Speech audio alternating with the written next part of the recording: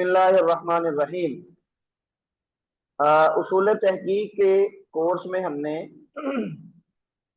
पिछली क्लास में मौजू के इंतखाब के हवाले से कुछ बातें की थी कि मौजू कैसा होना चाहिए जिससे आप तहकीक के मैदान में कोई इजाफा कर सकें इल्मी तौर पर, और उसका आपको भी फायदा हो और आपके पढ़ने वाले कारीन उनको भी फायदा हो, और इल्म के मैदान में भी आपका कोई कंट्रीब्यूशन आ जाए। तो उम्मीद है कि ये आप लोगों के ज़हन में होगा। मौजू के इंतखाब का तरीकाकार क्या है, और फिर मौजू पर हम साइनॉप्सिस खाका कैसे बनाते हैं, आज हम इंशाल्लाह इस पे कुछ बातें करेंगे। जब आप तहकीक के मैदान में कदम रखते हैं तो आपको कुछ इब्तिदाई ट्रेनिंग के बाद एक खाका बनाने की प्रैक्टिस करवाई जाती है। असल में आपका मकसद और आपका मंजिल होती है मकाला, अच्छा मकाला लिखना, तहकीक का आउटपुट, जो तहकीक का नतीजा है वो पेश करना। और इसका ही एक मरहला ये अपनी तहकीक का खाका बनाना है। उस खाके की बुनियाद पर फिर आप अमली तौर पे रिसर्च का काम करते हैं और अपना मकाला या रिसर्च के नतायज वो पेश करते हैं। तो ये बड़ा अहम मरहला होता है कि आप अपना मौजू कैसे मुंतखब करें। मौजू की खसूसियात आपने देख ली। अब आपने किसी भी मैदान में मौजू मुंतखब करना है तो उसके लिए आम तौर पे ये तीन चार मराहिल होते हैं। मसलन जब आपने इस्लामियात में तहकीक करने का इरादा कर लिया तो आपको कुछ मुताले के बाद अपनी दिलचस्पी तय कर लेनी चाहिए। इस्लामियात एक बड़ा मैदान है, इसमें बहुत सारे छोटे छोटे मैदान भी हैं। आप अगर ये कहें कि मैंने इस्लामियात में तहकीक करनी है तो नेचुरली एक सवाल होगा कि भाई इस्लामियात में किस हवाले से आपने तहकीक करनी है। इस्लामियात तो एक बड़ा वसी कैनवस है, तो आप किस जानिब को जाना चाह रहे हैं, आपका रुझान किस तरफ है, और आप कहां पर अपनी सलाहियतें लगाना चाह रहे हैं, इसके किस कोने को आप मुंतखब करेंगे। तो सबसे पहले आपने अपनी दिलचस्पी को तय करना होता है। मसलन इस्लामिया कुरान है, हदीस है, फिक है, कलाम है, उसूल फिक है, हदीस उसूल हदीस है। इसी तरह आजकल सोशल साइंसेज के साथ इंटरेक्शन है इस्लामियात का। तो आप किस मैदान में जाना चाह रहे हैं। आप कुरान के हवाले से अपनी इल्मी सलाहियतें लगाना चाह रहे हैं, हदीस में लगाना चाह रहे हैं, फिक में लगाना चाह रहे हैं, या उसूल फिक में लगाना चाह रहे हैं। ये बड़े बड़े दायरे हैं जो इस्लामियात के एक छतरी के अंदर हैं। आप में इनमें से किसी एक दायरे को मुंतखब करेंगे। मिसाल के तौर पे आपने ये तय कर लिया कि हम कुरान के हवाले से तहकीक करेंगे, कुरान के हवाले से मुताला करेंगे, और कुरान के हवाले से कोई मौजू लेंगे अपने तहकीक की सलाहियतें सरफ करने के लिए। तो आपने एक दायरा, इस्लामियात के बहुत सारे दायरों में से एक दायरा मुंतखब कर लिया, यानी कुरान करीम। अब इस दायरे के अंदर कई पहलू हैं, इस दायरे के अंदर कई छोटे छोटे दायरे हैं। वो दायरे क्या हैं? मसलन कुरान करीम का मतन, ये एक दायरा है। और मतन के किस हवाले से?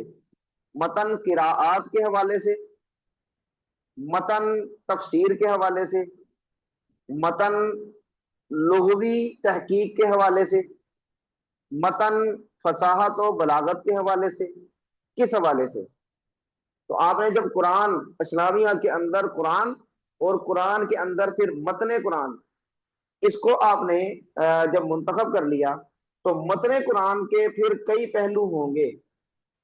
आप उनमें से किसी एक पहलू को लेंगे।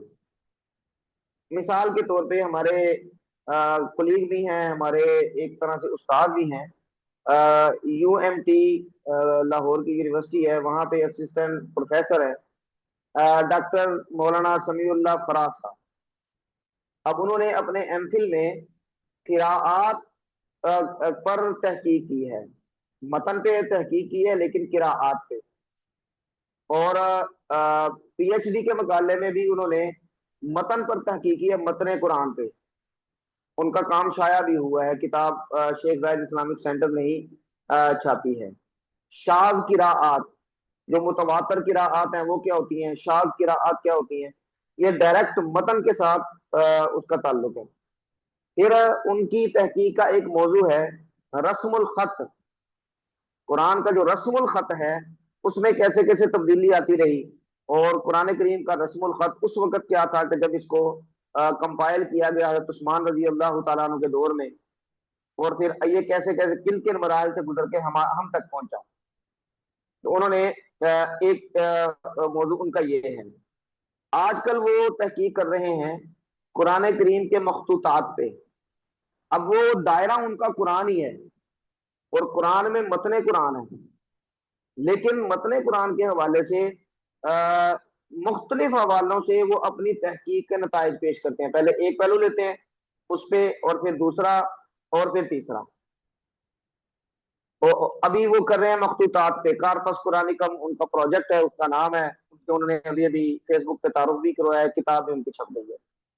अब ये तरीका होता है कि आप जब तहकीक करने लगे तो आपको सबसे पहले अपनी दिलचस्पी के मैदान को मुंतखब करना है। जैसे मैंने मिसाल दी है कि इस्लामियात एक बड़ा दायरा है, उसके अंदर छोटे छोटे दायरे हैं, कुरान हदीस वगैरह वगैरह। आपने कुरान ले लिया, अब कुरान के अंदर मुख्तलिफ दायरे हैं। मसलन मतने कुरान है, तो मतने कुरान की मैंने मिसाल दी है, मसलन किराआत हैं, रस्मुल खत हैं, मखतूतात हैं। इसी तरह फसाहत और बलागत का ताल्लुक भी मतने कुरान के साथ है। आपने सरफी और लुगवी तहकीक करनी है, यानी कुरान करीम की तरकीब करनी है, कुरान करीम के मुश्किल अल्फाज के मानी वो बताने हैं, उन मानी के मफहूम में मरूर अय्याम, जमाने के बदलने से क्या क्या तब्दीलियां हुई हैं, आपने ये देखनी है। तो ये सारे का सारा मतने कुरान पर आएगा। लेकिन मतने कुरान भी एक बड़ा दायरा है, आपने इसमें से भी किसी एक पहलू को मुंतखब करना है। ये एक मिसाल हो गई। इसी तरह अगर आप कुरान करीम को अपना तहकीक का मौजू बनाते हैं, और फिर कुरान के एजाज को बनाते हैं, यानी मैंने यहाँ पे मिसाल दी है स्लाइड में, एजाजुल कुरान, तो कुरान करीम मोजज़ा है। अब कुरान करीम ने अपने आप को मोजज़ा बताने के लिए चैलेंज किया था अरबों को, और ये कहा था कि फअतू बिसूरतिन मिन मिस्लिही, इस जैसी कोई एक सूरत लाओ। अब वो किस एतबार से वो चैलेंज था, इसको तहकीक करें। और फिर कुरान करीम के मोजज़ाना पहलुओं में क्या इजाफा हुआ है जमाने के गुजरने के साथ, क्या आज भी कुरान करीम का वो चैलेंज ये अपनी जगह पर एग्जिस्ट करता है, अपनी जगह पर कायम है। और फिर कुरान करीम के और कौन कौन से पहलू एजाज के ये इस वक्त दुनिया में आ गए। तो अब एजाजुल कुरान में ये उसके मुख्तलिफ शाखें बन सकती हैं, और आप फिर इसमें से किसी एक शाख को लेंगे और फिर उस पर तहकीक करेंगे। अगर कोई आदमी तहकीक के मैदान में आया है, मसलन उसने एम फिल और पीएचडी कर ली है, और उसको मौजू मुंतखब करने का तरीका ही नहीं पता, वो कहता है कि चलो जी कुरान पे तहकीक करें या हदीस पे तहकीक करें, और उससे आगे जो इसके पहलू बनते हैं, इसके दायरे बनते हैं, उसके बारे में कैसे आपने मुंतखब करना है मौजू, इसके बारे में वो नहीं जानता, तो इसका मतलब है कि उसने तहकीक नहीं की, उसने तहकीक में कुछ नहीं पढ़ा। क्योंकि उसे मौजू के इंतखाब का ये सिंपल सा तरीका भी ठीक तरह से नहीं आता। ये बज़ाहिर सिंपल लगता है, लेकिन जब आम तौर पे स्टूडेंट अपने मकाले का मौजू मुंतखब करने के मरहले में होते हैं, तो फिर दांतों पर सीना आता है। ये एक मेहनत तलब काम भी है, अपना रुझान चेक करना, उस रुझान के मुताबिक अपना दायरा, अपना मैदान ये मुंतखब करना, और उस मैदान के जो छोटे दायरे हैं ان میں سے کسی ایسے پہلو کو لینا کہ جو علمی طور پر آپ کو بھی اور آپ کے پڑھنے والوں کو بھی فائدہ دے، اور علم کے میدان میں کوئی آپ اضافہ کریں، یہ ایک مسلسل محنت طلب کام بھی ہے۔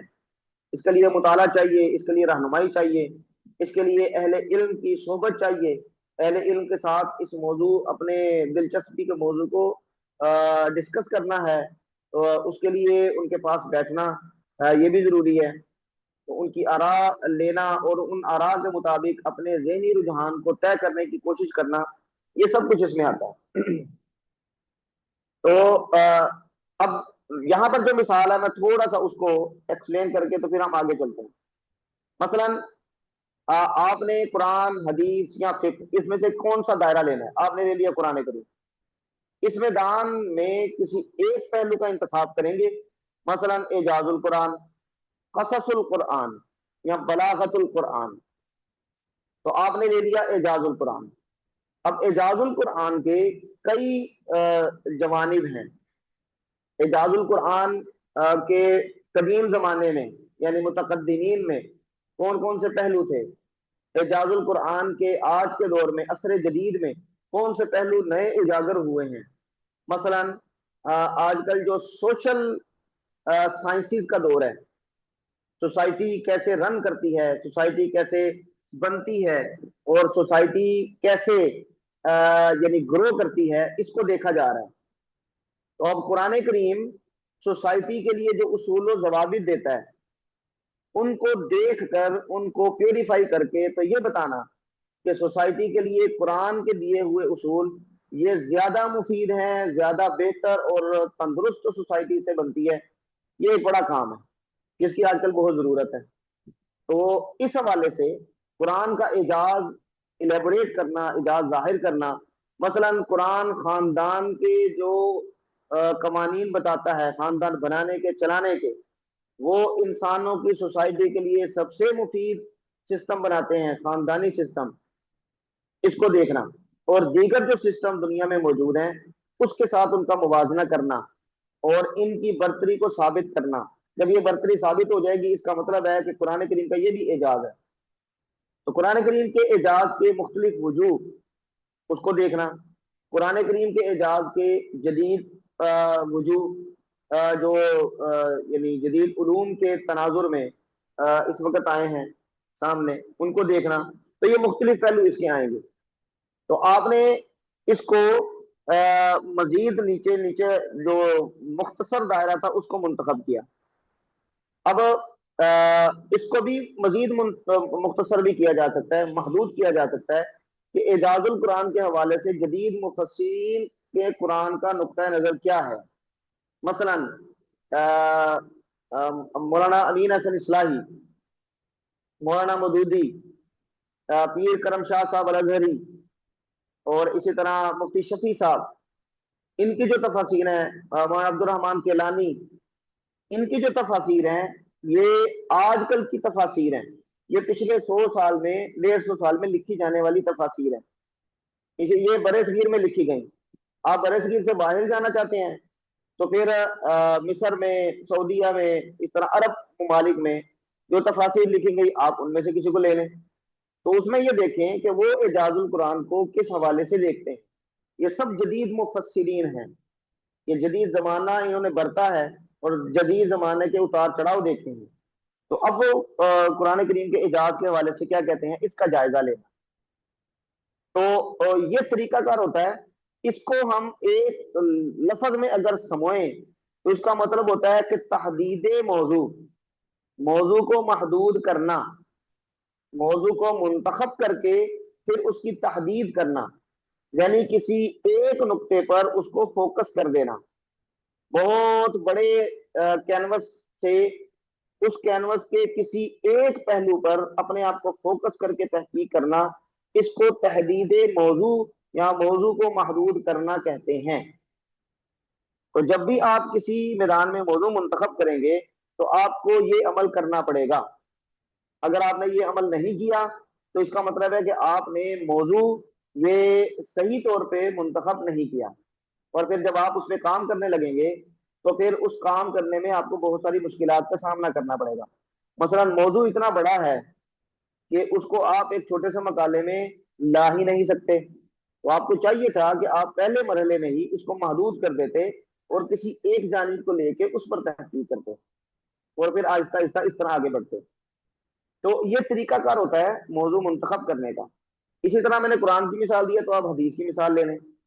مثلا حدیث پر آپ نے تحقیق کرنی ہے، تو حدیث کے سند پہ تحقیق کرنی ہے کہ متن پہ، یا اصول حدیث پہ تحقیق کرنی ہے؟ آپ نے کسی خاص منتخب کتاب کو دیکھنا ہے، اس کا جائزہ لینا ہے، یا پھر کسی خاص موضوع حدیث کو دیکھنا ہے؟ مثلا جو آئلی احکامات ہیں احادیث میں آئے ہوئے، نکاح و طلاق کے مسائل وغیرہ، آپ ان احادیث کو دیکھ کر ان کا جائزہ لینا چاہ رہے ہیں، تو ٹھیک ہے، یہ ایک محدود موضوع ہو جائے گا۔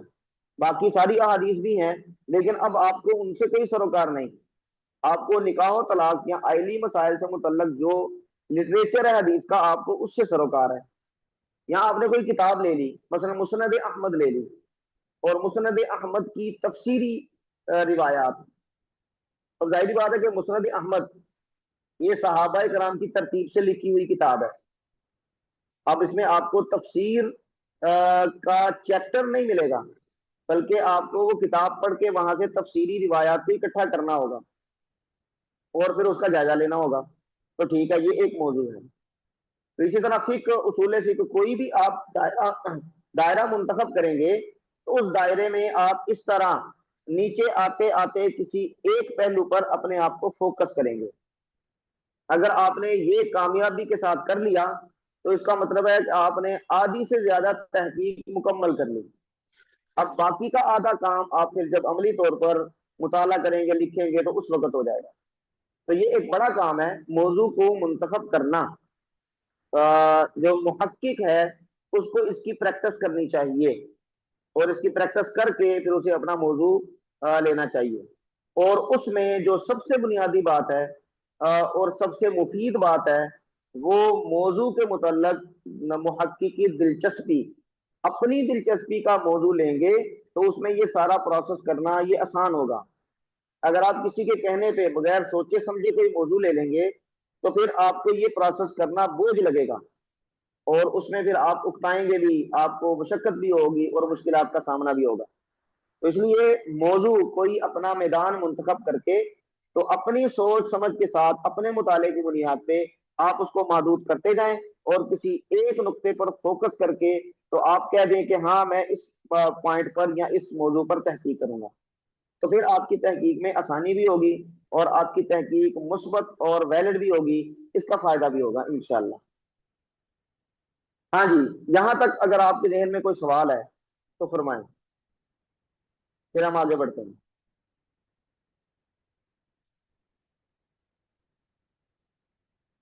ہاں جی، یہ واضح ہے؟ جی چلیں، سر، بالکل واضح ہے سر۔ اچھا جی، آگے چلیں۔ اب آپ نے ایک موضوع منتخب کر لیا، مثال کے طور پہ میں نے اعجاز القرآن کا ایک موضوع منتخب کر لیا کہ جدید مفسرین کے ہاں اعجاز القرآن کے وجوہ، جدید مفسرین نے قرآن کریم کے معجزہ ہونے کے کیا کیا پہلو بتائے ہیں، تو میں نے ایک موضوع منتخب کر لیا۔ اب اس موضوع پر میں نے کرنا ہے، خاکہ بنانا ہے۔ ہاں جی، یہ صفیہ نور صاحبہ فرما رہی ہیں، سوال ہے جی، فرمائیں۔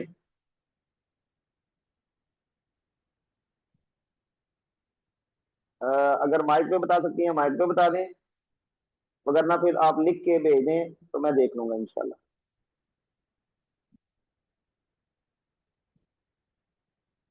اچھا جی، چلیں۔ آپ نے خاکہ بنانا ہوتا ہے، اور یہ خاکہ آپ دوسروں کے سامنے اپنے موضوع کو جسٹیفائی کرنے کا ایک سورس ہوتا ہے۔ اچھا ٹھیک ہے، سوال یہ ہے کہ قرآن حدیث وغیرہ کیا ان سے ہٹ کے بھی موضوع کا انتخاب ہو سکتا ہے؟ جیسے نماز، عقائد، بالکل ہو سکتا ہے جی۔ مثلا عقائد کے حوالے سے یہ کلام کا دائرہ بنے گا، مثلا قرآن، حدیث، فقہ۔ اب فقہ کے اندر ایک دائرہ بنے گا عقائد کا، اس کو ہم کلام کہتے ہیں۔ اور اب یہ بھی ایک بڑا موضوع ہے۔ اب کلام کے اندر آپ کس حوالے سے دیکھنا چاہ رہے ہیں؟ اگر تو متقدمین کے ہاں عقائد کی بحثوں کا کیا اسلوب تھا، صحابہ کرام کے ہاں عقائد پر بحثیں ہوتی تھیں یا نہیں ہوتی تھیں، اگر اس حوالے سے دیکھنا چاہ رہے ہیں تو یہ بھی ہو سکتا ہے۔ اسی طرح اگر آپ دیکھنا چاہ رہے ہیں کہ جب مسلمانوں کی آپس کی لڑائیاں ہوئیں، خوارج اور معتزلہ وغیرہ یہ فرقے بنے، تو اس وقت عقائد پر بحث کرنے کا اسلوب کیا تھا، جو ہمارے بنیادی عقائد ہیں ان کو کیسے ڈیفینڈ کیا گیا، جو اہل علم ہیں انہوں نے کیسے کیا اسلوب اختیار کیا، تشدد کیا، مبالغہ کیا یا دلائل دیے، کیا اسلوب اختیار کیا۔ مثلا جب خوارج کا وجود یعنی خوارج کا گروہ الگ ہوا تو ان سے گفتگو کرنے کے لیے حضرت علی بھی گئے، حضرت عبداللہ بن عباس بھی گئے اور دیگر صحابہ بھی گئے، تو انہوں نے ان کے ساتھ جا کے کیا گفتگو کی۔ کیا آپ یہ دیکھنا چاہ رہے ہیں یا پھر آپ یہ دیکھنا چاہ رہے ہیں کہ اس وقت جو جدید عصر جدید ہے اس نے عقائد کے معاملے میں نئی بحثیں پیدا کی ہیں، تو ان نئی بحثوں میں کسی ایک پہلو کو لے کے، مثلا الحاد کو لے کے، تو آپ اس کو دیکھنا چاہ رہے ہیں کہ آج کے جو ملحدین ہیں ان کے دلائل کیا ہیں اور ہمارے پاس اس کا جواب کیا ہے، وہ کہاں سے بول رہے ہیں، ان کا سورس کیا ہے کہ جہاں سے وہ یہ مواد لے رہے ہیں۔ جو سوسائٹی میں مذہب سے فرار کا ایک رجحان بڑھ رہا ہے، مذہب سے فرار کا، اس کی بنیادیں کیا ہیں، اس کی وجوہات کیا ہیں، یہ سب عقائد پہ بات آئے گی۔ تو اگر آپ ان سے لے رہے ہیں تو آپ کو یہ سارا پروسیس کرنا پڑے گا، اس کے کسی ایک وقت کو، کسی ایک زمانے کو یا پھر اس کے کسی ایک پہلو کو لے کر پھر اس پہ آپ کام کریں گے، تو پھر یہ کام آپ کا ویلڈ ہوگا۔ ہاں جی، کچھ تھوڑی بہت بات واضح ہوئی ہے؟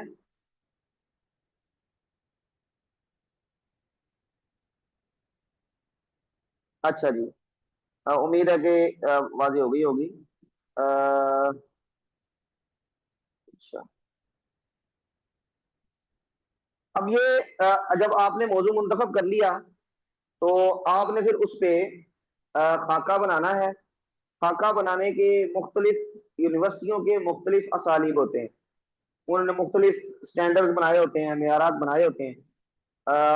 ہمارے ہاں گجرانوالہ میں گفٹ یونیورسٹی ہے، تو آج کل ان کے ہاں 1 پیجر یا 2 پیجر خاکہ بنتا ہے۔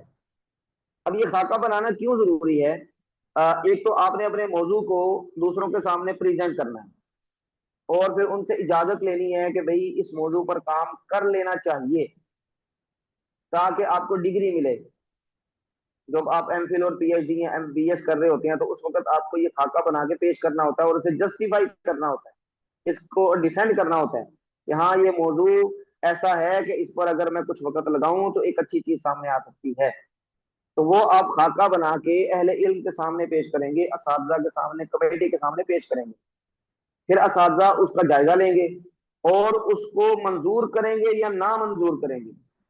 جب نامنظور کریں گے اس کی بھی وجہ بتائیں گے کہ بھائی مثلا اس پہ تو پہلے کام ہو چکا ہے، یا اس میں مواد موجود نہیں ہے، یا پھر وہ کہیں گے کہ بھئی اس پہ یہ بہت وسیع موضوع ہے، آپ کسی ایک پہلو کو منتخب کر کے اس کو مزید محدود کریں، یا پھر آپ کا جو اگر خاکہ بہتر ہے، ابواب بندی آپ نے ٹھیک کی ہے، اس کو صحیح طرح بنایا ہے، تو پھر وہ کہیں گے ہاں یہ موضوع ٹھیک ہے، آپ اس پہ کام کی ابتدا کر دیں۔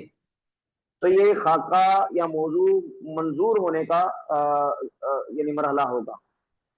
تو خاکہ بنانا ٹیکنیکلی اس لیے بھی ضروری ہے، اور خاکہ بنانا اس لیے بھی ضروری ہے کہ آپ کے ذہن میں موضوع کے بارے میں جو تصورات ہیں وہ پیج پر آ جائیں، وہ ان ریٹن آ جائیں، تاکہ آپ اس کی رہنمائی میں پھر اپنے آپ کو تحقیق کے میدان میں آگے بڑھا سکیں۔ تو خاکہ بنانا ضروری ہے اس لیے بھی۔ تو सबसे पहले हम मौजू मुंतखब करके तो उस पर खाका बनाएंगे। अब खाका कैसे बनता है? खाका बगैर मुताले के नहीं बनता। या तो आपने खुद मुताला किया हो, या फिर आप जिससे रहनुमाई ले रहे हैं उसका इस पहलू से मुताला मौजूद हो। मसलन आपके सुपरवाइजर हैं, आपके असातिज़ा हैं, आप उनके सामने एक मौजू रखते हैं तो वो कहते हैं कि हाँ ठीक है, इस पे खाका बनाना चाहिए। फिर वो आपकी रहनुमाई कर देते हैं कि भाई इसमें ये वाली चीज पहले डिस्कस करेंगे, फिर उसका ये वाला पहलू डिस्कस करेंगे, ये पहला बाब होगा, ये दूसरा होगा, ये तीसरा होगा, और इसमें तुम ये किताबें अपने माखज के तौर पे इस्तेमाल करोगे, और इसमें बेहतरी लाने के लिए इसकी वर्डिंग ये होगी, अल्फाज ऐसे होंगे। ये सब चीजें असातिज़ा बता देते हैं। और जो अच्छे असातिज़ा हैं वो तालिब इल्म को मौजू के मुतल्लक पहले कुछ मुताला करवाते हैं। वो कहते हैं कि ये फला फला किताब पढ़ के आओ। वो तालिब इल्म जाके पढ़ता है। अब जाहिर सी बात है कि जब मुताला करेगा उसी मौजू के बारे में तो जहन में रोशनी आएगी, जहन में ख्यालात आएंगे, जहन में खाका खुद ब खुद बनेगा। तो उस्ताद को इसके मुताले की वजह से वो मेहनत नहीं करनी पड़ेगी कि जो उसको इसके मुताले के बगैर करनी पड़ती। और इसका फायदा ये भी होगा कि जिस मौजू पर तहकीक करनी है, खाका बनाने के मरहले में अगर मुताला किया है तो खुद ब खुद उस मौजू का मवाद मुहक्किक के सामने आता जाएगा। और जब वो अपनी मंजूरी के बाद तहकीक शुरू करेगा तो फिर उसको ज्यादा दिक्कत नहीं होगी। वो सारी चीजें उसने पहले से देखी हुई हैं, वो उनको मुरतब करता जाएगा और जल्दी अपना काम मुकम्मल कर लेगा।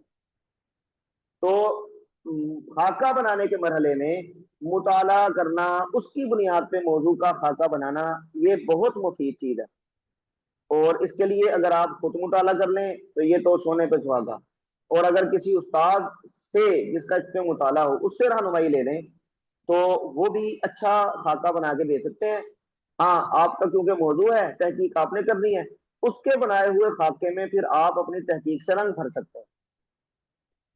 तो मौजू के लिए जो खाका बनाएंगे उसके लिए मुताला इंतहाई जरूरी है। अभी हम उसका स्ट्रक्चर देखेंगे तो उसमें आप देखेंगे कि उसमें लिटरेचर रिव्यू के नाम से साबका काम का जायजा, इसके नाम से एक अलग पोर्शन बना होता है कि जो मौजू आपने लिया है इस मौजू पर पहले से काम तो नहीं हुआ, अगर हुआ है तो फिर आप ये मौजू क्यों ले रहे हैं। तो आपको ये जस्टिफाई करना पड़ेगा कि जो काम हुआ है उसमें ये कमी रह गई थी, उसमें ये पहलू तिशना था, वहां पर इस मौजू पर बात इस नुक्ते से बात नहीं की गई। अब मैं वो जो पहलू तिशना था, जहां पर कमी थी, मैं उस कमी को पूरा करने के लिए ये मौजू ले रहा हूं। ये आपकी जस्टिफिकेशन होगी। तो ये बगैर मुताले के आमतौर पे नहीं हो सकता। या किसी उस्ताद की रहनुमाई में होता है या आपके अपने मुताले के बुनियाद पे होता है। तो जब आपने मुताला किया, आपने खाका बना लिया, तो उसका एक होता है नक्श अव्वल, यानी जिसको हम रॉ मटेरियल कहते हैं। आपने एक रफ सा खाका बनाया और फिर रफ सा खाका बना के आपने कुछ चीजों को देखा, इधर उधर से मशवरा किया और फिर उसके अंदर तब्दीलियां की, उसमें बेहतरी पैदा की।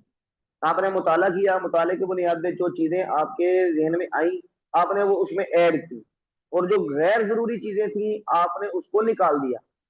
इसको हम नक्शे सानी कहते हैं कि मुताले से पहले जो आपके जहन में एक तस्वुर है उसको रफ सा सफे पे मुंतकिल कर लिया, फिर मुताला किया, मुताला करने के बाद जो बेहतरी की गुंजाइश थी आपने वो बेहतरी की, जो चीजें निकालनी थी वो निकाल दी।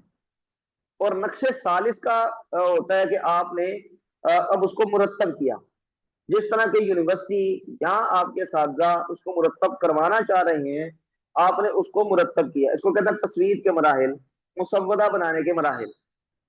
और फिर जब आपने उसको मुरतब कर लिया, जैसे कि असातिज़ा या यूनिवर्सिटी कह रही है, तो फिर उसको पेश करने का मरहला होता है कमेटी के सामने। फिर कमेटी उसको देखती है, जो अहले इल्म वहां पे बैठे होते हैं वो उस पर नजर डालते हैं और फिर उसके बहुत सारे हवाले से रहनुमाई करते हैं। तो एक नक्श चहारम भी हो जाता है उस कमेटी के रिव्यू के बाद।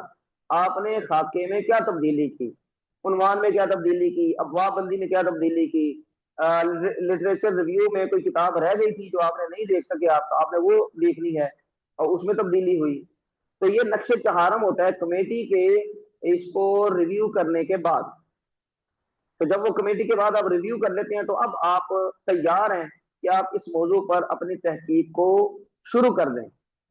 शुरू तो आपने कर ली थी खाका बनाने के मरहले में ही, लेकिन अब आप इसको अमली तौर पर आगे बढ़ाने के पोजीशन में आ गए, और यूनिवर्सिटी ने या साजा ने या कमेटी ने भी उसको मंजूर कर लिया। अब आप इसमें मुताला करेंगे और अबवाब के अंदर जो आपने टाइटल अबवाब के फसलों के बनाए हैं और जो मुतलका मवाद होगा आप उसमें ऐड करते जाएंगे, और फिर आपका मकाला लिखने तक के मराहल तय होंगे। लेकिन ये खाका अगर आपने बहुत अच्छा बना लिया तो आपके मकाला लिखने की आधी मुश्किलात गोया कि आपने पहले ही हल कर ली हैं। तो ये खाका के नक्श, 4 नक्श हैं।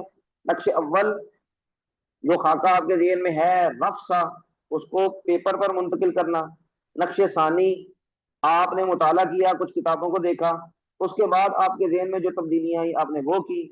नक्श सालिस, फिर आपने जो मुताला किया है, जो रफ सी चीजें बनाई थी, उसको यूनिवर्सिटी के असातिज़ा की हिदायत के मुताबिक मुरतब करना और फिर कमेटी के सामने पेश कर देना। कमेटी अगर उसमें कोई तब्दीली कहती है तो वो तब्दीली करके फिर नक्शे चहारम आता है जो आपका प्योरीफाइड खाका होता है। फिर आपने उसी लाइन पर आगे काम करना होता है। तो यहां तक अगर किसी के दिल में कोई सवाल है तो बताइए, वरना फिर हम आगे चलें।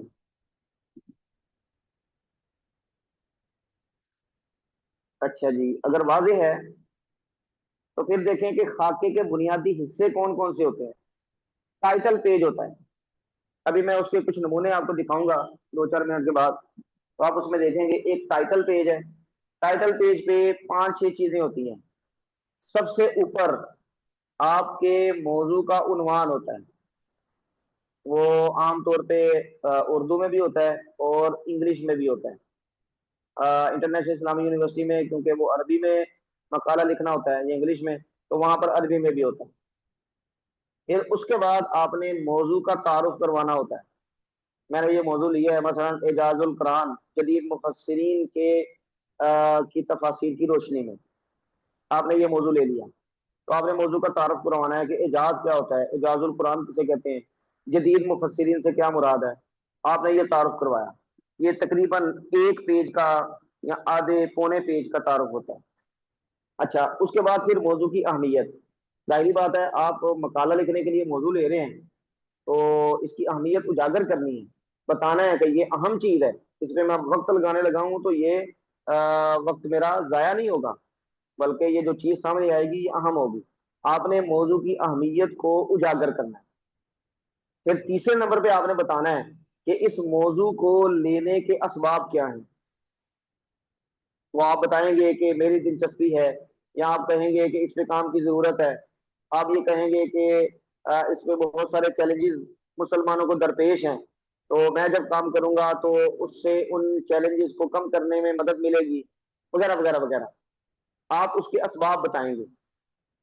तो ये 3 चीजें आम तौर पे 1.5 से 2 पेजेस पे कवर हो जाती है, और ये उसी वक्त कवर होंगी जब आपने मुताला किया होगा। फिर ही आप 2-2.5 पेजेस में इसको तीनों चीजों को समोने के काबिल होंगे। अच्छा, उसके बाद मौजू पर साबका काम का जायजा, इसको हम कहते हैं अंग्रेजी में लिटरेचर रिव्यू। इस मौजू पर पहले अगर किसी ने काम किया है तो आप उस काम को देखकर अपने मौजू की स्पेस पैदा करेंगे और अपने मौजू की जगह बताएंगे। ये साबका अगर काम हुआ है तो उसमें इस पहलू से काम नहीं हो सका, वो मैं करूंगा। तो साबका काम का जायजा लेना ये इंतहाई अहम चीज है। आमतौर पे जब खाका देखा जाता है तो उसमें मौजू की अहमियत और साबका काम का जायजा ये लाजमी देखते हैं अहले इल्म। वो देखते हैं कि भाई इसने इस मौजू पर क्या पढ़ा है, तो आप उसमें बताएंगे कि मैंने ये भी पढ़ा है, ये भी पढ़ा है, ये भी पढ़ा है, और इसमें इस पहलू से काम कमी कम था, इसमें इस पहलू से काम नहीं हुआ। और आपने फिर उन सब को, सब में से अपने काम का की जगह और अपने काम की गुंजाइश निकालनी होती है। तो इसको लाजमी देखा जाता है। अच्छा, फिर उसके बाद मफरूजात तहकीक, کہ بھائی میں کام کر رہا ہوں تو میرے ذہن میں کیا ہے. مثلا اعجاز القرآن میں نے لیا ہے، تو اعجاز القرآن جدید مفسرین کے ہاں، تو میرے ذہن میں مفروضہ یہ ہے کہ جدید مفسرین نے کچھ نئے اعجاز کے پہلوؤں پر بات کی ہے. یہ میرے ذہن میں مفروضہ ہے. جب میں یہ تحقیق کروں گا تو میرا یہ مفروضہ یا تو سچا ثابت ہو جائے گا یا پھر یہ غلط ثابت ہو جائے گا. دونوں امکانات ہیں. مثلا میں نے تحقیق کی اور جدید مفسرین کے ہاں اعجاز القرآن کے حوالے سے کوئی بات بھی نہیں کی گئی، تو جو میں نے مفروضہ بنایا ہوا تھا وہ غلط ثابت ہو گیا. یا پھر انہوں نے مختلف حوالوں سے اعجاز القرآن پر بات کی ہے اور نئے پہلوؤں کی نشاندہی کی ہے، تو پھر میرے ذہن میں جو تصور تھا اس کی تصدیق ہو گئی. تو تحقیق اسی کو کہتے ہیں کہ آپ کے ذہن میں جو تصورات ہیں آپ اس کی تصدیق یا تردید کے لیے پھر مطالعہ کرتے ہیں، اور پھر جو تردید ہو جائے اس کو بھی بتا دیتے ہیں، اور تحقیق تصدیق ہو جائے تو اس کو بھی بتا دیتے ہیں. یہی تحقیق ہوتی ہے. تو مفروضات تحقیق میں آپ ذہن کے اندر کچھ چیزیں طے کرتے ہیں، یعنی آپ کا مفروضہ ہوتا ہے، آپ ازیوم کرتے ہیں کہ اس معاملے میں یہ ہوا ہوگا، اور تحقیق کے بعد یا اس کی تردید ہوگی یا تصدیق ہوگی. تو یہ مفروضہ تحقیق یہ بھی سائناپسس میں بتانا ہوتا ہے. پھر مقاصد تحقیق، یہ بھی مفروضہ تحقیق اور مقاصد تحقیق یہ تقریباً ایک ہی چیز ہے. اور اسلوب تحقیق کہ آپ کام کریں گے کیسے. آپ بتائیں گے کہ میں پرائمری سورسز جو بنیادی ماخذ ہیں ان کو دیکھوں گا، اور پھر وہاں سے مواد اکٹھا کروں گا، اس مواد کا انالیسز کروں گا، اور اس مواد کو جو اصل سورسز سے لیا گیا ہوگا پھر اس کے تجزیہ کر کے میں بتاؤں گا کہ جو میں نے مفروضہ تحقیق طے کیا تھا یہ اس کی تردید ہو رہی ہے کہ اس کی تصدیق ہو رہی ہے. اور اس میں حوالہ دینے کا طریقہ کیا ہوگا. اگر پرائمری سورس یعنی بنیادی ماخذ میں مجھے کوئی بات نہیں ملی تو پھر میں جو سیکنڈری سورسز ہیں میں ان کو دیکھوں گا، جو ثانوی ماخذ ہیں ان کو دیکھوں گا، اور ان کا حوالہ میں بنیادی ماخذ کے طور پہ نہیں دوں گا بلکہ سپورٹنگ مٹیریل کے طور پہ وہ حوالہ دیا جائے گا، وغیرہ وغیرہ. یہ اسلوب تحقیق یہاں پر آپ نے بتانے ہوتے ہیں. اور اس کے بعد پھر جو موضوع خاکے کا سب سے اہم حصہ ہے ابواب بندی. آپ نے چیپٹرز بنا کے تو موضوع کے مختلف خانے بنانے ہیں اور مختلف پہلوؤں کو ایک ایک باب میں آپ نے رکھنا ہے، اور اس کے مطابق پھر آپ نے اپنی تحقیق کو آگے بڑھانا. تو یہ ابواب بندی بھی بڑی اہم چیز ہے. تو دو چیزیں عام طور پہ جو اہل علم ہیں وہ لازمی دیکھتے ہیں، سابقہ کام کا جائزہ اور ابواب بندی. اگر ان کے پاس وقت نہ ہو تو وہ بس ورق گردانی کرتے ہوئے ان دو چیزوں پر نظر ضرور ڈالتے ہیں. اور جب آپ نے ابواب بندی کی، میں اس کے کچھ نمونے آپ کو دکھاؤں گا ابھی. تو اس ابواب بندی کے بعد اب آپ نے کون سے سورسز استعمال کرنے ہیں، تو مجوزہ مصادر و مراجع یہ آپ نے بتانے ہوتے ہیں کہ میں مثلا قرآن دیکھوں گا، سیاہ ستہ دیکھوں گا، اعجاز القرآن کی جو متقدمین کی کتابیں ہیں ان کو دیکھوں گا، اور پھر جو جدید مفسرین نے جو اعجاز القرآن پہ بات کی ہے پھر اس کی آپ یہاں سے دیکھیں گے ان کتابوں کے نام لکھنے ہوتے ہیں. تو یہ 50 60 40 جتنی آپ نے کتابیں لکھنی ہیں تو ان کے نام لکھنے ہوتے ہیں. تو یہ خاکے کے جو ضروری اجزاء ہیں وہ یہ والے ہیں. عام طور پہ جب خاکہ بنتا ہے تو اس میں یہ ساری چیزیں ہوتی ہیں. اچھا،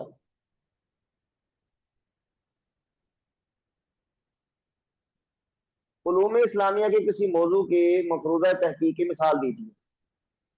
مثلا ابھی میں نے جو اعجاز القرآن کے حوالے سے بات کی کہ اعجاز القرآن جدید مفسرین کے یعنی لٹریچر میں کہ ہاں اعجاز القرآن کے جدید پہلو.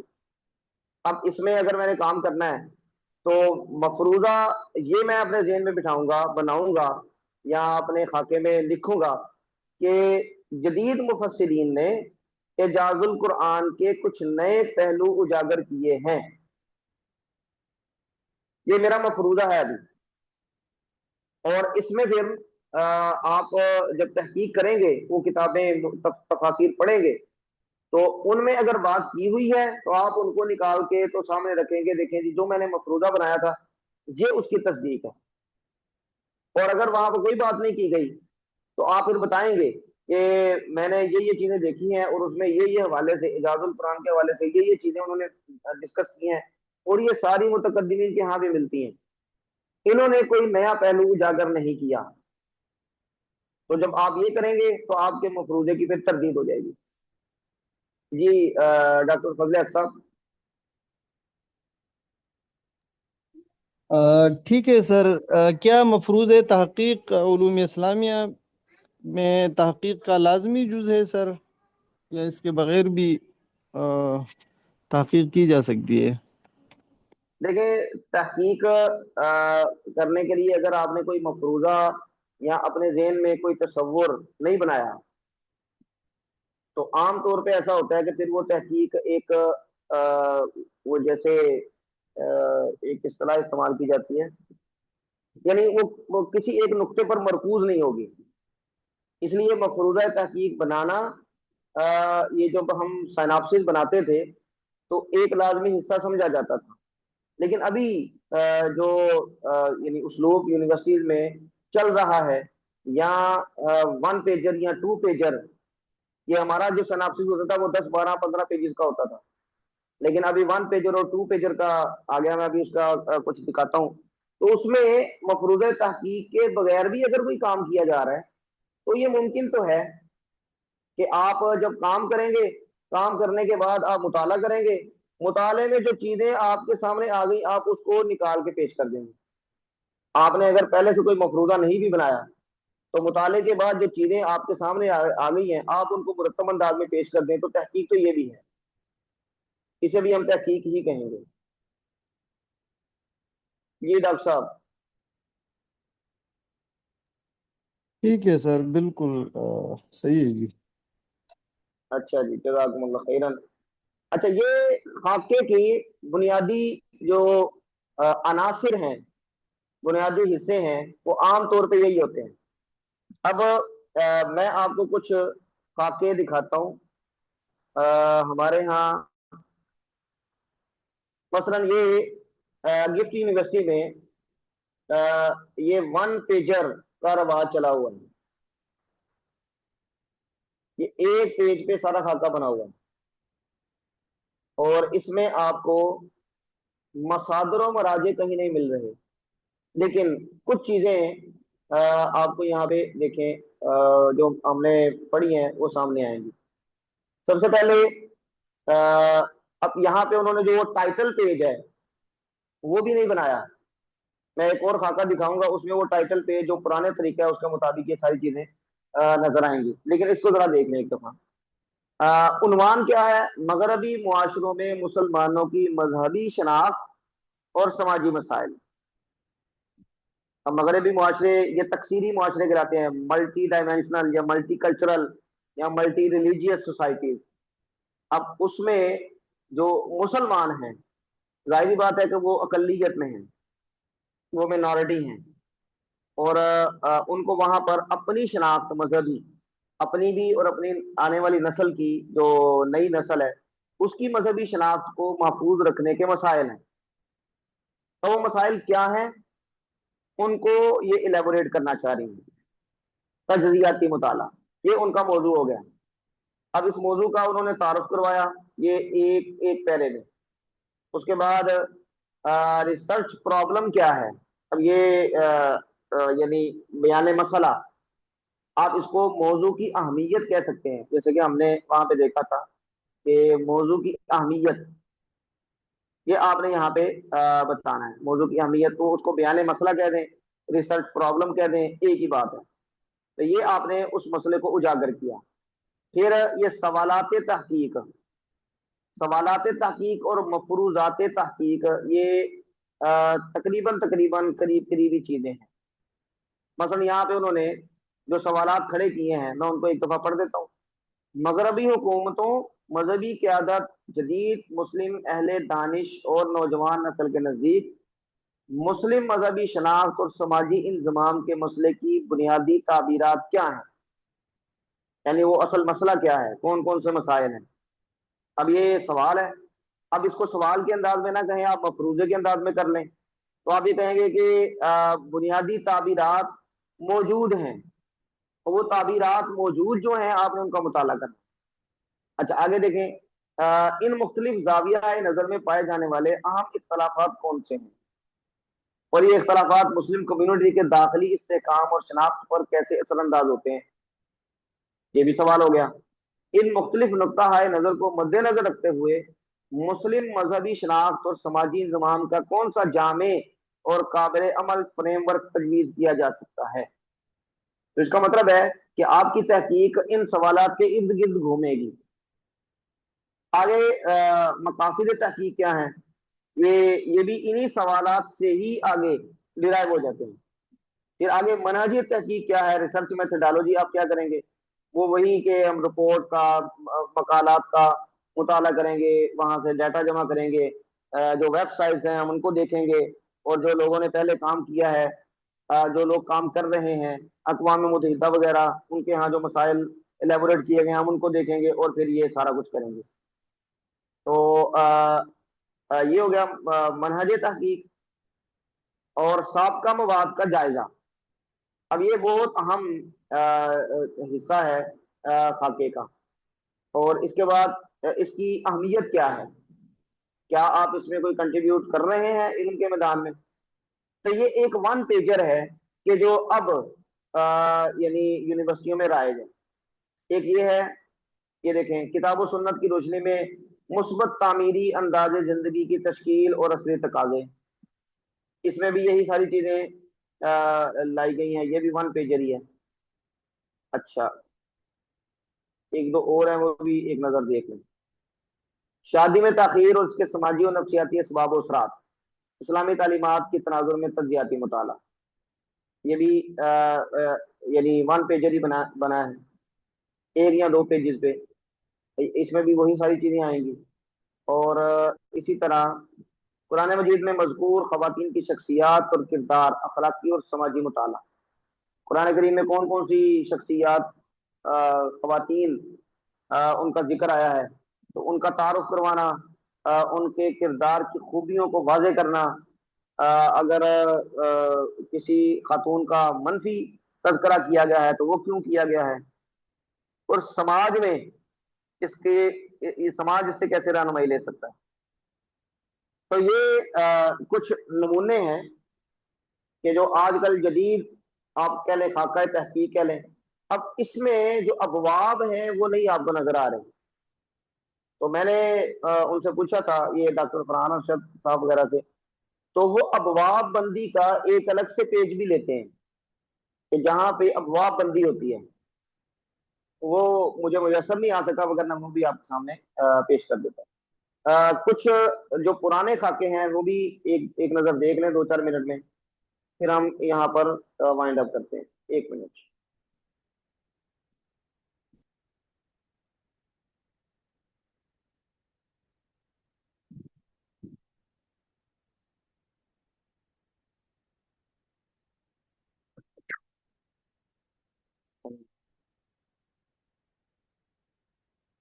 ये देखें जी, ये एक खाका है, इसमें अबवाब बंदी भी की गई है। मसलन ये है टाइटल पेज,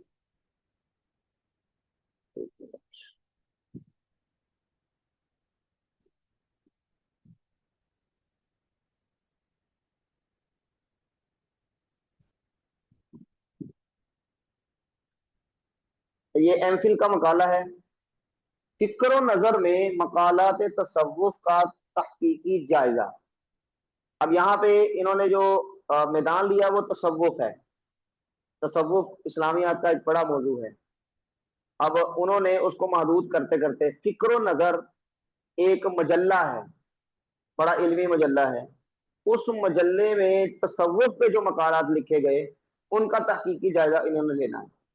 अब ये टाइटल पेज है, ऊपर ये उन्वान आ गया, आप किस डिग्री के लिए कर रहे हैं वो लिखा गया, किस यूनिवर्सिटी से कर रहे हैं उसका लोगो आ गया, और मकाला निगार कौन है उनका तारुफ आ गया, उनका नाम, उनका रोल नंबर, उनकी क्लास, और निगरान मकाला कौन है।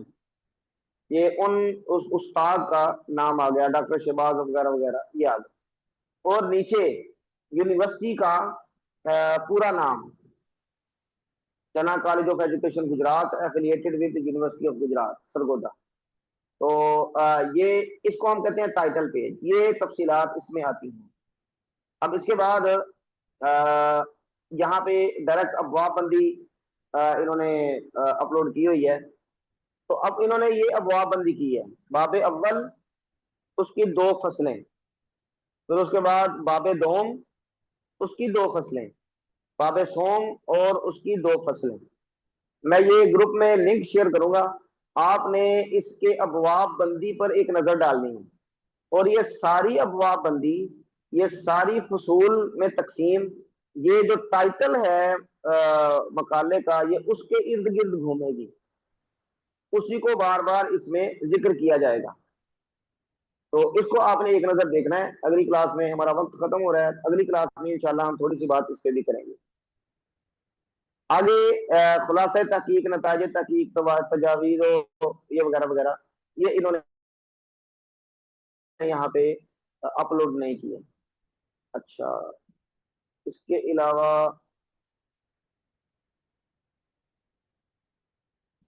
یہ ایک سائناپسس بنا ہوا ہے،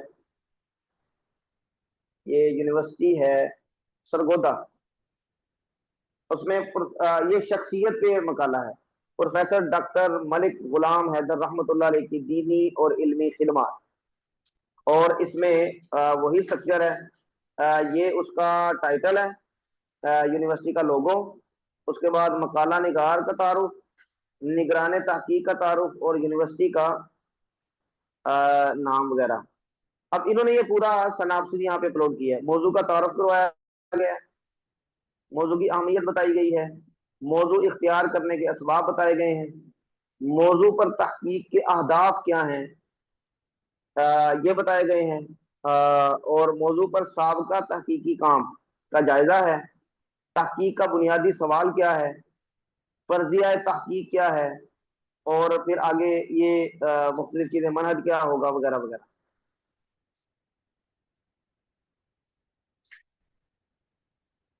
اور پھر یہ ابواب بندی ہے۔ اسی طرح انہوں نے فصل یعنی باب اول میں 3 فصلیں بنائیں، 2 بھی بن سکتی ہیں، 3 بھی بن سکتی ہیں، 4 بھی بن سکتی ہیں۔ تو باب میں جتنے پہلو ہوں گے اتنی آپ فصول بنا سکتے ہیں۔ باب دوم میں اسی طرح انہوں نے 2 فصلیں بنائی ہیں۔ سمٹری قائم رہنا یہ بھی اہم ہے کہ اگر آپ نے ایک باب میں 2 فصلیں بنائی ہیں تو اگلے باب میں بھی 2 ہی بنائیں، اگر آپ نے ایک باب میں 3 فصلیں بنائی ہیں تو اگلے ابواب میں بھی 3 ہی بنائیں۔ عام طور پہ اس کو اچھا نہیں سمجھا جاتا کہ آپ نے ایک باب میں 3 فصلیں بنا دی ہیں اور اگلے میں 2 بنا دی ہیں، پھر اگلے میں 4 بنا دی ہیں، تو یہ سمٹری بھی اہم ہوتی ہے۔ اچھا جی، یہ ایک خاکہ ہو گیا، ایک خاکہ مزید دیکھ لیں اگر یہاں پہ مل جائے۔ ہاں جی، یہ دیکھیں، یہ اس کا ٹائٹل پیج ہے، یہ عنوان آ گیا، اسی طرح یہ تعارف موضوع، اہمیت موضوع، یہ سارے لنک میں آپ کے ساتھ گروپ میں شیئر کروں گا۔ آپ کوشش کریں کہ ان سائناپسس کو ایک نظر آپ خود دیکھ لیں، اور اگر پورا پڑھ لیں تو بڑی مہربانی، یہ پریکٹس کے پوائنٹ آف ویو سے یہ بڑا اہم ہے۔ ابواب بندی لازمی دیکھیں۔ تو آج کا ہمارا جو ٹاپک تھا اس میں ہم نے یہ سیکھا ہے، کوشش کی ہے کہ موضوع منتخب کیسے کیا جاتا ہے اور موضوع پر سائناپسس اور خاکہ کیسے بنایا جاتا ہے، یہ 2 باتیں ہم نے آج فوکس میں رکھی ہیں، اور پھر خاکہ، کچھ خاکے، ان کا نمونہ میں نے آپ کو دکھایا۔ یہ میں ساری چیزیں انشاءاللہ آپ کے ساتھ شیئر کر دیتا ہوں انشاءاللہ۔ اس حوالے سے کسی کے ذہن میں کوئی سوال ہو تو بتائیے، یہاں تک جو ہم نے باتیں کی ہیں۔ السلام علیکم ورحمۃ اللہ وبرکاتہ۔ جی وعلیکم السلام ورحمۃ اللہ وبرکاتہ۔ شیخ میں سوال یہ تھا کہ